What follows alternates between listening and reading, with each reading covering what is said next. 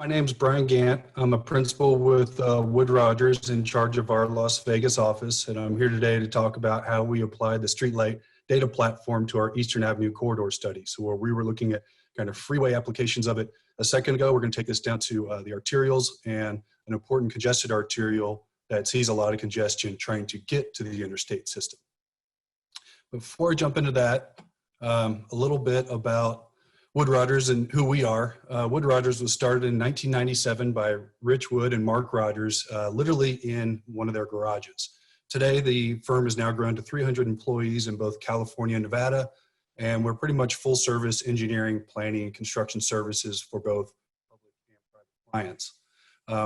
One of the tidbits about us is we have an internal motto. This isn't something you would see in our letterhead or anything, but it's challenge the way things are and create what should be. So we tend to like to push the envelope a little bit, be innovative, and use new ideas and new ways of thought.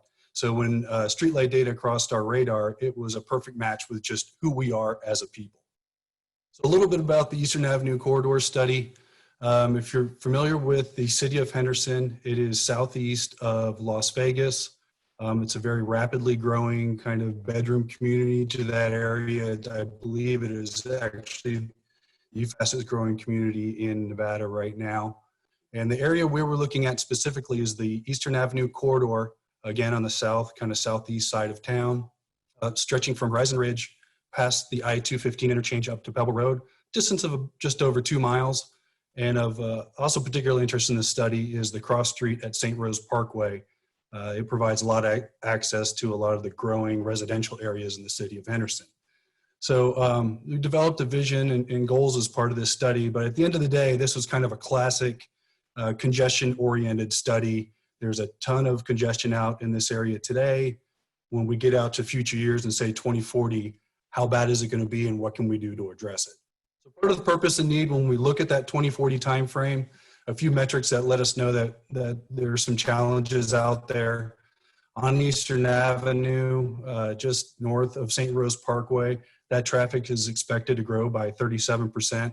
And then on St. Rose Parkway, just to the east of Eastern Avenue, that's actually expected to grow by 43% in 2040. What all this means is our estimations show that travel time through this corridor along Eastern Avenue is going to double over that 20-year time frame.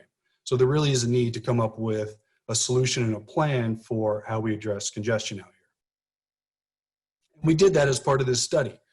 Developed a phase plan with varying intersection improvements, including potential innovative ideas such as a continuous flow intersection at St. Rose Parkway and a long-term reconfiguring the interchange at I-215.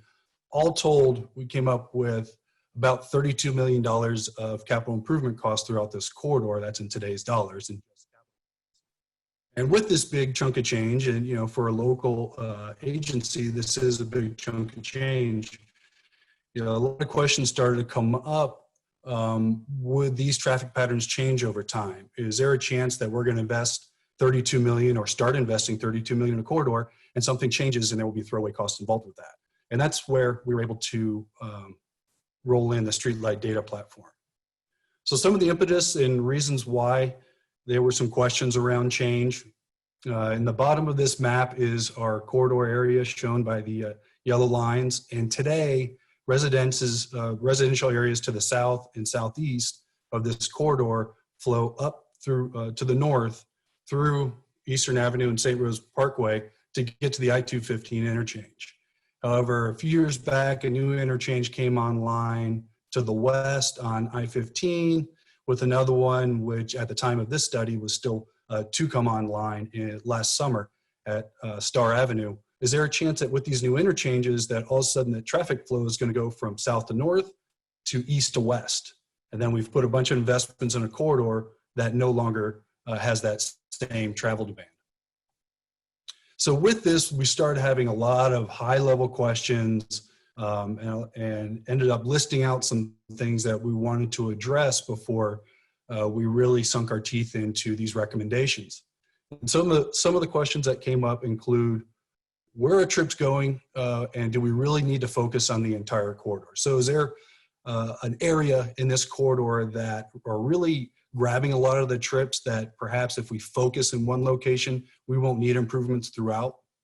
Second follows on the new interchanges with those coming online along I-15.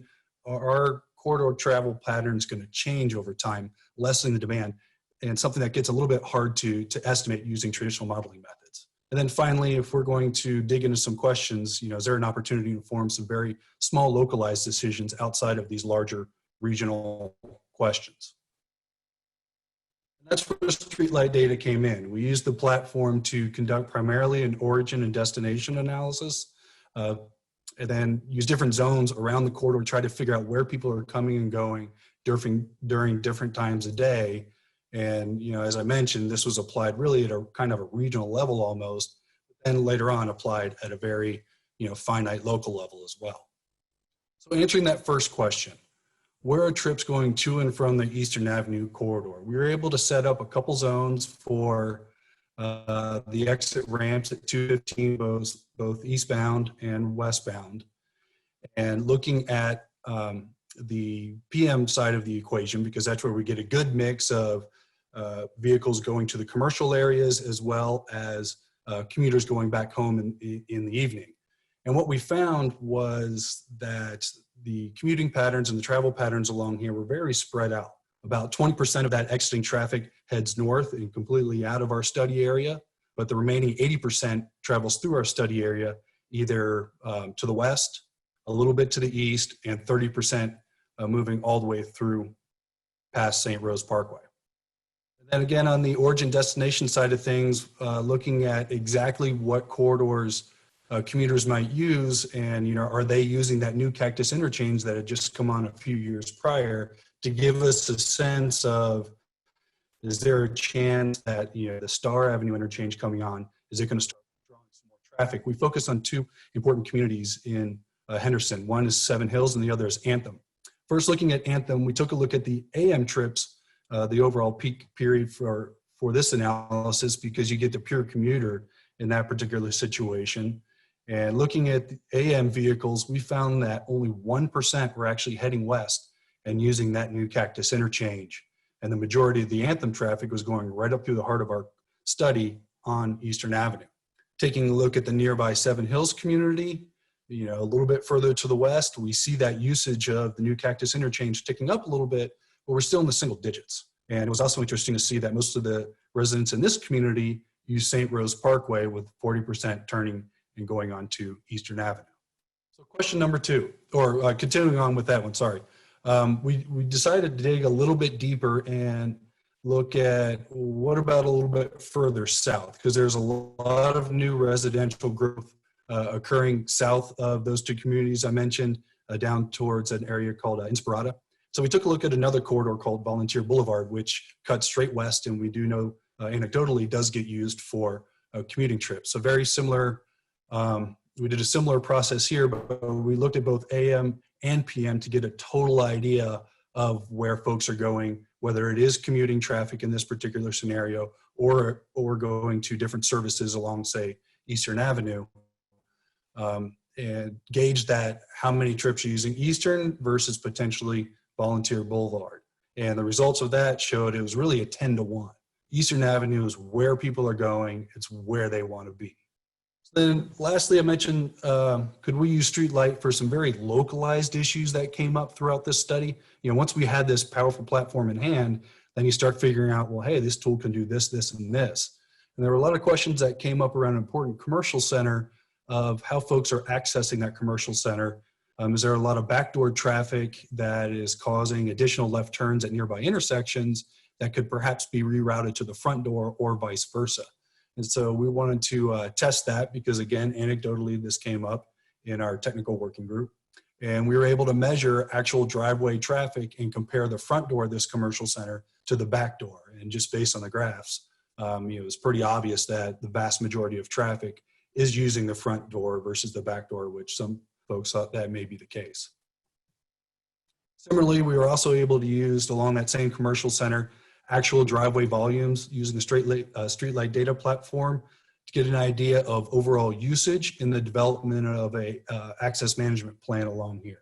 so we can inform ourselves which of these driveways see the most activity. Are there ways we can perpetuate access there and justify perhaps going right in, right out in other access?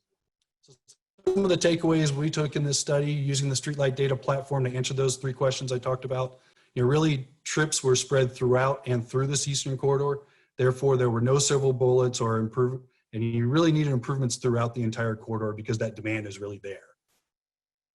Also, new connections to the I-15 will likely not relieve commuter traffic and commercial traffic. Therefore, investment should stand the test of time. That $32 million I talked about earlier, it should really get payback over time. And then can StreetLight data also be used to inform very localized analysis? Absolutely. We were definitely able to do that.